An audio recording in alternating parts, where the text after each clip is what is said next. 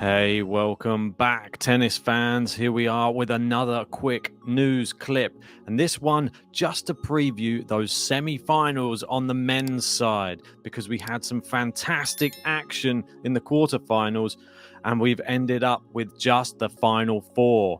Obviously, we had Hurkacz going through against Daniil Medvedev, who looked like he was struggling on court with, I'm not sure, the heat, the conditions. Hurkacz, cool, calm, collected, just got it done in 2 sets. Obviously, the other match, Carlos Alcaraz against Miomir Kekmanovic, match of the year, some people are calling this one. It was incredible, but I'll get into that in a little bit. The other side, we obviously have our guy, Francisco Cerundolo. He's through into the semi-finals and he is now playing Casper Ruud. And this one is the one we're going to kick off with first.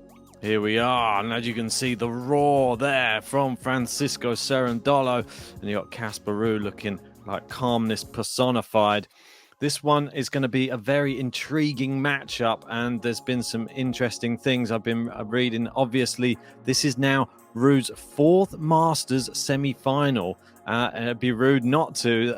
I totally agree. And if we have a look down the list here, all the others have been on clay court. And this is showing the evolution of him as a player. He looks fantastic. He just knocked out Alex Zverev in 3 sets. And not many people can say they do that to Zverev on the hard courts. I think that this is spelling amazing things for Casper Ruud's career. And it could mean that he is now a threat at those hard court Grand Slams as well. Right, so as you can see here, Monte Carlo, Madrid, and Rome he's been to, and now he adds Miami to the list as well. It was very impressive against Zverev, and I think we've got to give JG a lot of plaudits because he called it. Round of applause to you, sir. Let's look at what Francisco Cerundolo has been saying. This has obviously come from the Challenger Tour, saying, "Vamos, Francisco Cerundolo, our 5-time champion, stepping up at the Miami Open, reaching his first Masters semi-final. He credits his ATP Challenger experiences." And here he says, in Challengers, it's a very high level. It's very competitive, so it's really tough to get through. Here, the level is higher, the intensity, everyone plays great, but the hunger that is in the Challengers and the will to win, I think there is more than here. So look at this. I mean, we obviously spoke to Francisco on the podcast. Go check out the podcast if you haven't already. He's a super nice guy and he's very, very driven. So I wouldn't be surprised if he starts causing a little bit of worry for Casper Ruud in this match. And because there's no pressure on him, all the pressure on Casper Ruud, as we know. So for me, I think Casper Ruud's hit another level though. I think it's going to be tough for Cerundolo to get a set in this one. But I'm going to go out on a limb and I'm going to say he takes a set, but Casper Ruud does make it through to the final in 3. So that's my take on that semi-final. But I think it'll be an exciting one. Obviously never played each other before as well. Much similar to the other semi-final. Here we are. Hurkacz, the reigning defending champion in Miami. And he's through to the semi-finals again. This time he faces Carlos Alcaraz, who seems to have the whole of the Miami crowd on his side. As you can see here, unreal. Alcaraz comes through a thriller versus Kekmanovic to make the Miami Open semi-finals. It was incredible. It was one of the best matches I've watched all year, I have to say. Carlos Alcaraz outlasted him in a thrilling contest. It was 6-7, 6-3, 7-6.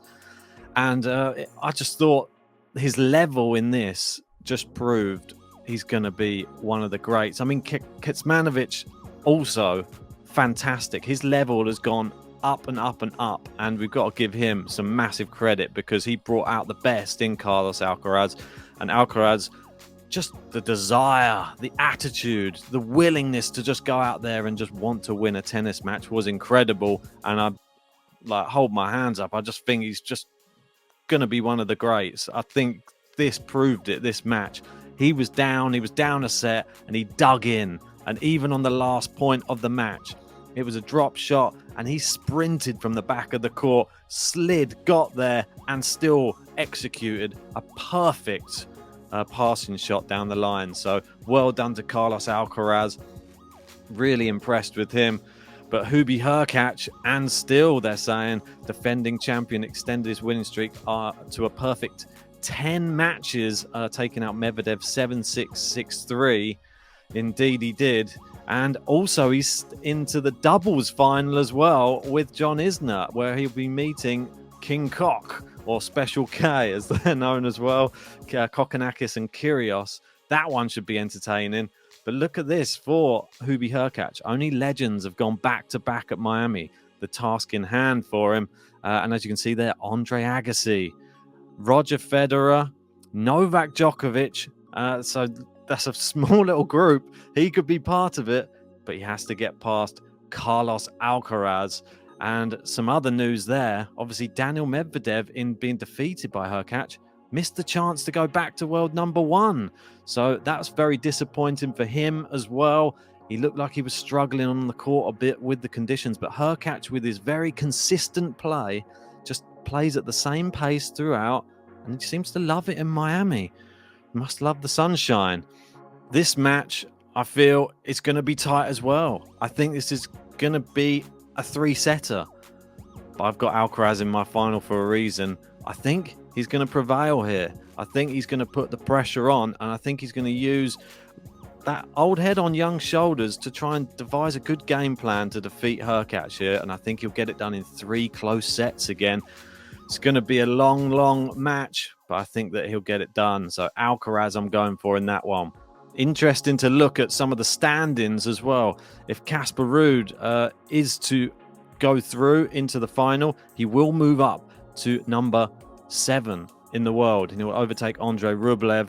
And we've got Hurkacz there. If he was to win the event again, he'll move up into the top 10, and Alcaraz just outside the top 10. If he was to win it, he'll go up to number 11. And obviously we cannot forget Francisco Cerundolo. He's in 51st now in the world. That's incredible. If he was to get through this match and get to the final, he could shoot all the way up to number 37 in the world. And if he was to, let's say, win it, I mean, now we're in real dreamland. He could move all the way up to 24th in the world. I mean, I wish him all the best of luck. I wish all the competitors the best of luck. Let me know your choices of who you think is going to win the semi-finals in the comments section below.